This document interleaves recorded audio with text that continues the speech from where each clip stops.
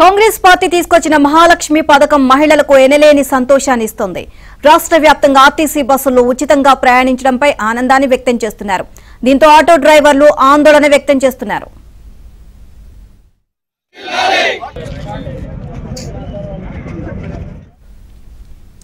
మహిళల ఫ్రీ జర్నీతో తమ ఉపాధి దెబ్బతింటుందని ఆవేదన వ్యక్తం చేస్తున్నారు. దీనికి నిరసనగా నేటి నుంచి తెలంగాణలో ఆటో డ్రైవర్లు ఉద్యమ బాట పడుతున్నారు.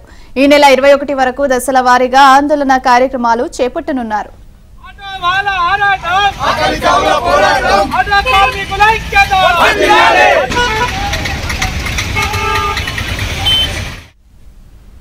మహిళలకు ఉచిత బస్సు ప్రయాణం కల్పించిన పథకంపై ప్రభుత్వం పునరాలోచించాలి అని బీఎంఎస్ నాయకులు కోరారు. ఆటో డ్రైవర్లు ఉపాధి కరువై ఇబ్బందులకు గురవుతున్నారు అని తెలియజేశారు.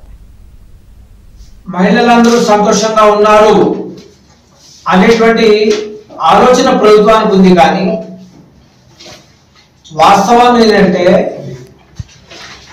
ఆటో నడుపుకుని తమ కుటుంబాలని పోషించుకునేటువంటి ఆటో డ్రైవర్లు ఆర్థికంగా ఉపాధి దెబ్బ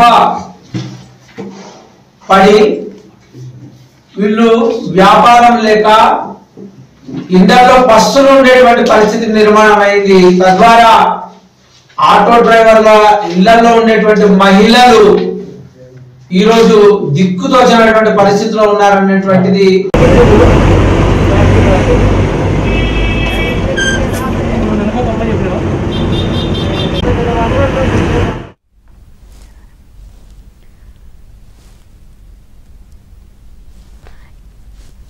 మరోవైపు సిరిసిల్లలో ఆటో డ్రైవర్స్ భారీ ర్యాలీ చేపట్టారు. అనంతరం కలెక్టరేట్ అధికారికి వినతి పత్రం సమర్పించారు. ఇదే అంశానికి సంబంధించి మరిన్ని అప్డేట్స్ మా కరెస్పాండెంట్ నుమాన్ అడిగి తెలుసుకుందాం. నుమాన్, మహాలక్ష్మి పథకానికి సంబంధించి ఆటో డ్రైవర్లు ఆందోళన వ్యక్తం చేస్తున్నట్లుగా తెలుస్తుంది. అప్డేట్స్ ఏంటి? నీలిమ, రాష్ట్ర ప్రభుత్వం మహిళలకు ఆర్టీసీ బస్సుల్లో ఉచిత ప్రయాణ సౌకర్యం కల్పించడంతో తమ ఉపాధి దెబ్బతింటుందంటూ ఆటో డ్రైవర్లు ఆందోళన బాట పట్టారు. సో అందులో భాగంగానే ఈ నెల 21వ తేదీ వరకు దశల వారీగా ఆందోళన కార్యక్రమాలకు పిలుపునిచ్చారు. సో జీవనోపాధి కాపాడాలంటూ కూడా ఇప్పటికే ఆటో కార్మిక సంఘాల నేతలైతే డిమాండ్ చేస్తున్నటువంటి పరిస్థితి కనిపిస్తుంది.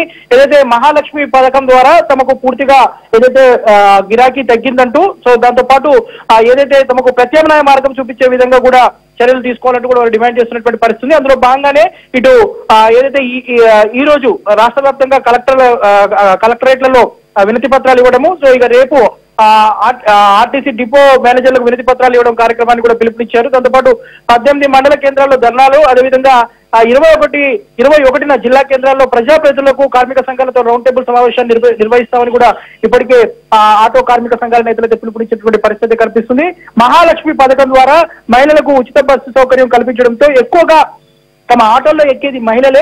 అలాంటిది మహిళా ప్రయాణికులు లేకపోవడం వల్ల తమ ఉపాధి దెబ్బతింటుందంటూ కూడా ఏదైతే ఆటో కార్మిక సంఘాల నేతలైతే ఆగ్రహం వ్యక్తం చేసినటువంటి పరిస్థితి. అందులో భాగంగానే 21వ తేదీ వరకు దశల వారీగా ఆందోళన కార్యక్రమాలకు పిలుపునిచ్చినటువంటి పరిస్థితి. తమకు ప్రత్యామ్నాయ మార్గాలు చూపించాలి, తమకు ఉపాధి దెబ్బతింటుంది కాబట్టి తమకు ఏదైతే ఉచిత ప్రయాణంపై పునరాలోచించాలని కూడా డిమాండ్ చేసినటువంటి పరిస్థితి.